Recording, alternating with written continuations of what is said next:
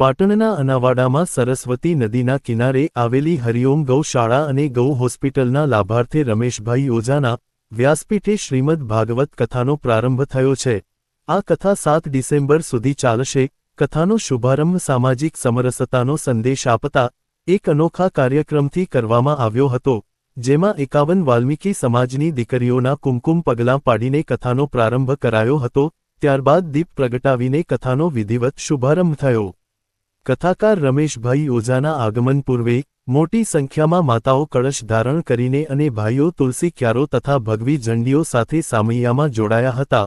ભાઈશ્રી દ્વારા કપિલા ગૌ માતાનું પૂજન અર્ચન પણ કરવામાં આવ્યું હતું। કથાના મુખ્ય દાતાઓ ચેતનભાઈ વ્યાસ અને નરેન્દ્રસિંહ જાડેજાના પરિવારો દ્વારા શાસ્ત્રોક્ત વિધિ મુજબ પૂજા અને આરતી કરવામાં આવી। આ વિધિ પૂર્ણ થયા બાદ કથાકાર રમેશભાઈ ઓઝાના સ્વમુખે શ્રીમદ ભાગવત કથાનો પ્રારંભ થયો। આ પ્રસંગે મોટી સંખ્યામાં સાધુ સંતો, મહંતો સહિત ભાવિકો ઉપસ્થિત રહી કથાનું શ્રવણ કરી રહ્યા છે। શ્રદ્ધાળુઓની સુવિધા માટે કથા સ્થળે 15,000 શ્રોતાઓ માટે બેઠક વ્યવસ્થા ગોઠવવામાં આવી છે।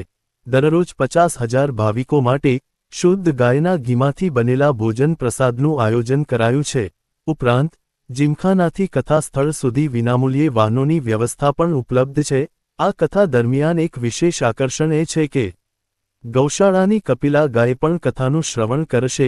કથા મંડપમાં રમેશભાઈ ઓઝાની બિલકુલ સામે કપિલા ગાય માટે અલગ બેઠક વ્યવસ્થા ઊભી કરાઈ છે। કપિલા ગાય સોનાના વરખ મઢેલા શિંગડા અને વિશેષ શણગાર સાથે 7 દિવસ સુધી કથા સાંભળશે।